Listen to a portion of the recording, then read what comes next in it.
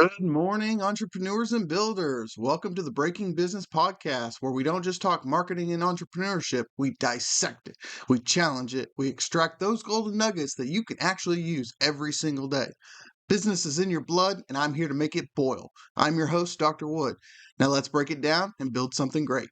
Have you ever wondered why so many brilliant business ideas, ones that you thought genuinely could change the world or solve a real problem, just poof, vanished?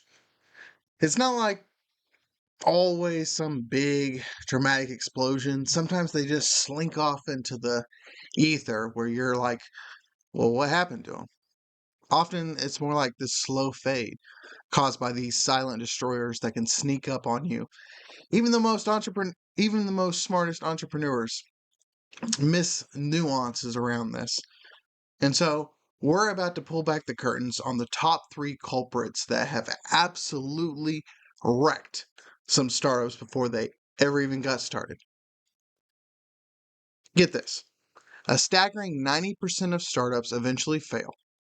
And for a huge chunk of them, 42% to be exact, the main reason is really basic. They build something nobody truly wants or needs. Think about that for a second. Nearly half of failed ventures crash because they just misjudged the market, or worse, ignored it. Some people are too early. Some people never had it. Today, we're not just going to list off these problems. No. We're arming you. I'm going to arm you with actual strategies to beat these odds. All right. So, killer number one, and it's surprisingly simple. There's no genuine market need. You could have the most incredible solution, a product polished to absolute perfection, but it doesn't solve a real problem in the overall market in the current time that we are sitting in. Well, that is a fast track to failure. This isn't usually about a lack of innovation either. It's a lack of connection to what consumers are really struggling with. And the fallout for this is pretty devastating to you. You pour your heart, soul, and probably your savings into building this one thing that needs to work, only to launch it for an army of crickets. You hear that? Silence. Your resources got torched. Your morale is fucking gone. And your dream starts to feel more like a pipe dream, something that was intangible that you just wanted to will into existence. We've seen it countless times. Companies get so wrapped up in their own idea that they forgot to ask if anyone else was excited about it. So, how do you dodge this silent killer? Well, first up, solid market research is your absolute must. Don't just think or will there be demand. Prove it. Run surveys, chat with potential customers, really dig into what your competitors are even doing. When you get to the bottom of their pain points, are they actively looking for something? And is that something what you're offering? Second, you're going to want to build a minimum viable product, an MVP. This isn't your grand feature packed vision. No, not yet. It's the simplest version of your product that you can test with your biggest question. Will people actually use this and find it valuable? Get it into the hands of real consumers and listen to what they say in response. Third, I want you to make sure your business model actually works. So confirm that your customers will pay for this solution, this product, this service, this idea. This is your early warning and early thumbs up, even at a small scale. Is it worth way more than the months of working on your own? Remember, the market's not going to care how brilliant your idea sounds, only if you're part of the S&P 500, but it actually cares about if you solve the problem and if they're going to be willing to fix it, or are they going to pay to fix it? Sorry. Plain and simple. The second, next up, killer number two, the dreaded cash flow catastrophe. Now, this one's a biggie. It's shocking, but 82% of businesses that go under do so because they couldn't get a handle of their own cash flow. You can have this amazing product, a growing customer base, but if you can't manage the money flowing in and out of your business, you're basically going to suffocate yourself. And it's not always about having enough money in the long run. It's about not having it when you actually need it. These pivotal moments, these, oh crap, I need it now moments. Things like clients paying late really wrecks you. Underestimating your cost definitely hurts. Spending too much on stuff that you don't really need, I'm guilty. Or just bad forecasting. Any of these can throw you into a crisis, and then suddenly you can't pay your suppliers, you can't make payroll, you can't jump on crucial growth opportunities. Your dream hits that wall, not because your vision was bad, but because the cash just wasn't there. So here's what I want you to know about your game plan for this financial fiend. First, I want you to create a detailed cash flow forecast and keep it updated like it's your job, because it really is as a business owner. Know your burn rate, how fast you're going through your cash. Be brutally honest with your revenue guesses and track every single expense. Target day by day, week by week, month by month. Get a historical understanding. Second, I want you to set clear payment terms with clients. And this means for a product, that's your customers. If it's for services, those are your clients from day one. And actually enforce them. If you can use automatic invoicing, such as Stripe, don't be shy. And don't be shy about chasing those late payments. That money is your business's oxygen, and you deserve it. Third, I want you to build up a financial cushion. If it was your personal bank, it would be called a safety net. Most experts say that you should have at least 3 months of operating expenses.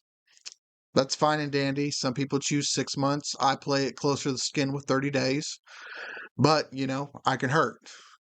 This buffer will be your lifesaver when things take an unexpected slow or income just gets delayed for whatever reason. Shit happens. Finally, lean, start being lean, start learning, and be smart about your money. Focus on what absolutely is essential in your operations, especially in the early days. Fight that urge to splurge on your fancy coffees, splurge on those avocado toasts, or hire too many people too soon. Every dollar needs to be working hard to prove your model works and brings in customers. It's similar to coming out to a mass of money or a lottery and then you deciding to spend most of it and forgetting where it all went. If you do this too early in your business will fall. And then finally, our third startup killer is going to be what I call marketing misery. Basically, you're throwing an invisibility cloak over your awesome business. You're not getting seen. Roughly 14 to 22% of all startups fail because their marketing just plain stinks. People don't know you exist. You could have had the perfect product. You could have solved that problem. But, if you're not seen, your target audience doesn't know you exist, then they don't know you're special. They don't know why to buy from you. You're not going to take off the ground. This result of bad marketing, it's a slow, frustrating fade out. You're going to end up watching competitors, maybe with products that aren't even as good as yours, grab your market share just because people don't know about you. Your sales are going to flatline.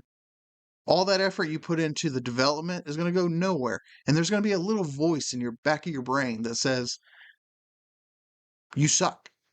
So many entrepreneurs get laser focused on building the perfect product that they forget about the super important step of actually building the bridge to their customers.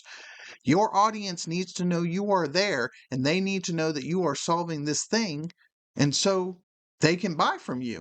You are allowing them the opportunity to solve their own problems through you. So how do you ditch that invisibility cloak and actually get seen? Well, first off, you've got to really understand your target audience. Who are they? Where do they hang out? Is it offline? Is it online? What makes them tick? What are their biggest fears, headaches, or their biggest pain points? This understanding is going to be the absolute foundation of any marketing that works for you. Second, I want you to nail down the clear value proposition of your product or service. Why should somebody choose you over your competitor? Why care about you at all? This message has to be short, it has to be punchy, And you need to shout it from the rooftops constantly and consistently across all of your marketing efforts. And then third, I want you to figure out the right channels to reach these folks. Not all social media is going to be the same. Creating helpful content, SEO, paid ads, email marketing, these are all different mediums that you can find your ideal customer, but each tactic and each audience requires a different level of understanding and context. Don't try to be everywhere at once with it. Put your energy where it's going to make the biggest splash. Lastly, I want you to test, measure, and tweak. Marketing isn't something you set up once and then forget about. It's an experiment. I want you to keep an eye on your key numbers. These are called KPIs. See what's hitting the mark, see what's falling flat, switch things up, pivot away from things that don't work, and don't be scared to try new things because early on, the smartest ways to get customers is going to be the most unusual, probably. It's going to be the most twisted. It can be just downright weird. So there you have it. The silent demand assassin. There's no market need. The financial suffocator. Poor cash flow. The invisibility cloak of marketing misery. These three startup killers are definitely tough, but they're not unbeatable, obviously. By knowing what you're up against, by being proactive, and by using these strategies that we've talked about in this video, you can absolutely navigate the tricky days of starting your business. Now, if you like my comments, you like my concerns, you like this video, please like and subscribe.